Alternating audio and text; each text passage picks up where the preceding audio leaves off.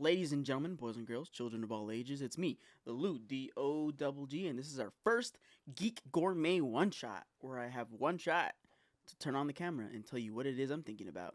So, on today's agenda, why the hell I love and hate overpowered characters. Now, I say this with one of my favorite characters of all time, if not my favorite superhero of all time, being Superman. Yes, I do both love and hate him, and mostly because there's different iterations of him where I'm like, yeah, as comic books go. It's a really dumb premise. Like if you really boil down, and it's very simple, maybe not dumb, but super simple premise that a godlike being's one weakness is a fucking rock. It's a green rock, right? And yes, that sounds really dumb. And yes, I'm like, you couldn't have come up with something better?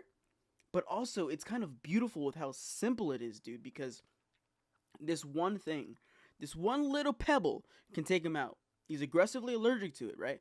But as time went on, writers used it in such a way that was super creative, going as far as like having Batman use a kryptonite scalpel to take a kryptonite bullet out of him. Like, there are so many iterations where I'm like, that was really cool. But then when you take a look, and I say this loving Smallville, I fucking love Smallville, okay? It has a place in my heart that no other show will ever have. But Clark Kent and Smallville, the moment a meteor rock or kryptonite is within sniffing distance, the dude topples over and it's all of a sudden no longer a god. I'm like, okay, not the best way to, nerf my boy there, right? And so, like, that's the reason I love him so much, right? Because I'm like, oh my god, he's so amazing. This dude can literally bench press the weight of the earth for 5 days straight and break a single sweat, dude. Like, this guy's amazing. And then, oh, little baby rock, I'm gonna just die now. Like, that's cool. Um, but at least Superman has a double-edged sword, right? Like, there are really cool iterations where it's not as big of a thing, but it is, right? His Achilles heel, so to speak. And then there are other iterations where I'm like, okay, that's fucking terrible. And on that Superman note, there's another character that I actually find so fascinating, and he actually kills Superman. I say in quotation marks because he doesn't actually die. But Doomsday, if you are familiar with the death of Superman, or you're not familiar with it, you should definitely go read it. However, Doomsday kills Superman with nothing but his fists, and it's really awesome. And it's one of those moments where like it's it's well deserved, right? Because we have been through so many iterations of Superman where he always comes out on top, and this is really one of the first where he doesn't come out on top, right? And so as you're moving through the story, you're like, holy shit, this immovable force meets an immovable object, and you find yourself like just in awe of everything. And when he, in quotation mark, dies, you're like, that's amazing. That was an amazing story, despite the fact that the hero did lose. Now, he does come back and Superman Returns, and as a matter of fact, I have original copies of those both. I'm not bragging. Um, and it's really cool. It's a really cool send off, and it was well deserved. And that is one of the few instances where I'm like, this death for an overpowered character is well deserved. Now, there are overpowered characters that got deaths that weren't deserved, right? And so when I'm considering this, and I was writing down like, okay, what characters do I want to talk about in this? The first one that came to mind, because this is kind of one of the more recent stories to wrap up with an overpowered character, and that's Attack on Titan. So if anybody here is familiar with Attack on Titan or anime in general, they know that Levi Ackerman. And if you haven't seen the show, if you ever seen a picture of the guy, you're like, okay, I've seen that character before. Anyway, he's this overpowered character, and I love him. He's probably my favorite character in the whole series. And there's one season in particular that's dedicated to him, and that's obviously the best season in the whole show, in my opinion, right? And so when he is met with his doomsday, so to speak, right, where he is killed, it doesn't feel deserved, because this is a character that single-handedly had taken down one of the biggest foes, if not after after Aaron, the biggest foe, right? In like one fell swoop, it felt like. I mean, if you know the series, you know that he like a whole army essentially was taken out so that he could take out this said enemy, right? Um, and he does it all by himself.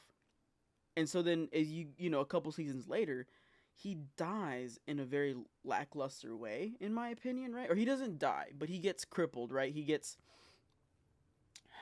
doesn't die, but he does get beaten, right? So to speak, in such a way that I'm like, I'm not convinced.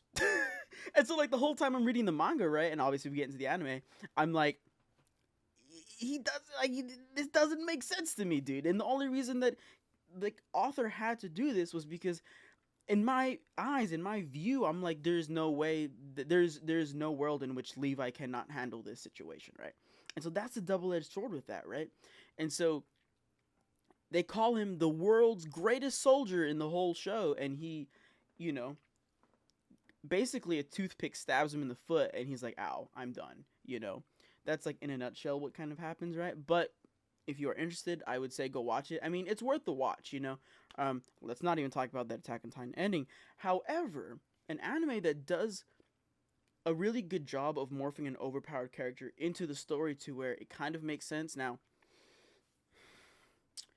I have my other opinions about how this was handled, but as the show progresses and the manga progresses, there are things that happen that I'm like, okay, this kind of feels good. This to me is kind of somewhere in the middle, right? And my opinion of this might change, but it's Jujutsu Kaisen, right? So Jujutsu Kaisen does a really good job of having an overpowered character that knows he's overpowered, right? And not just like, oh yeah, world's strongest soldier, whatever, right?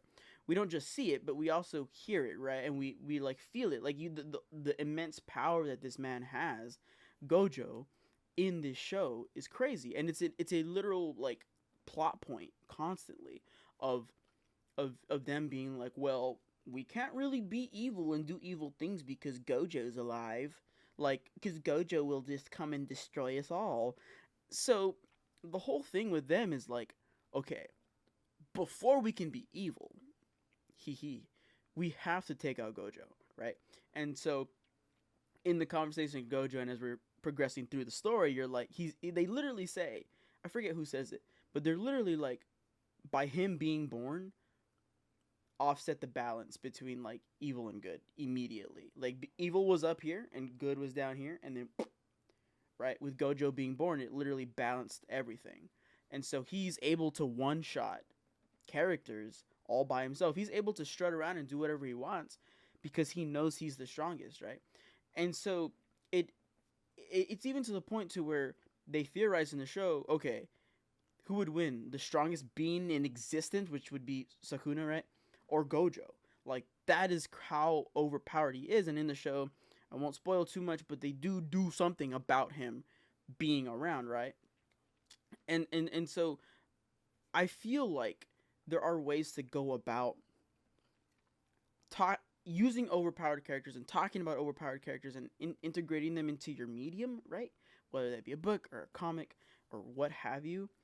It's just, they're just so fucking cool, dude, is the thing, right? Like, they're so fucking cool. Even villains, they're so fucking cool. But damn it, dude, when they are too powerful, when they are too fucking powerful and they get McMurdered, you're like, that doesn't make any sense. That doesn't make any sense. How are they going to do this to literally the strongest being in the world? Tell me. And so one of the shows, and going back into anime, right? One of the shows that I find had an interesting take on this, right? With All Might being My Hero Academia being, All Might being like the most powerful being in whatever. We don't see him at his peak. We only see him post being hurt, post the big battle that happens in his time, that he emerges from victorious, we think, right? And he has to essentially put on this show so that not only the people, but the villains still think that he's at his peak, right? And so he's able to be at his peak for X amount of time, and if you're interested, you should totally watch it. There are particular seasons that are better than others, but My Hero is very good, and in this conversation of overpowered characters, he has a really awesome fight where you find yourself cheering, right? But this is a handicap, so to speak, right, for him, where he can't be at his peak for more than a couple hours at a day, right? Whereas before, he could be at his peak 24/7 before the big battle, right? And so that was a very interesting way to deal with an overpowered character, right? And having someone that overpowered. And it doesn't only like stop at heroes, right? It also goes to villains, right? We saw that with Thanos. Now, in the MCU, Thanos was around. He was doing his thingy thing, and he was having his glove, and he did, the snap and all of that. In Infinity War, you felt the weight of all of the deaths that had happened as a result of him snapping his fingers. I loved a lot of the moments in Endgame. It to me, and I don't hate Endgame at all. I thought it was a great film. I thought it was amazing. It's just really hard when you have an unstoppable villain like that, and then you use time travel, and it's like, okay, ah. It's just like because like the multiverse stuff, the time travel stuff, some of it feels like a bit of a cop out at times. And in Endgame, I totally understand why people might feel that way. But anyway, that's why I both love and hate overpowered characters, because while they have a place in my heart, sometimes they just need to not be that overpowered.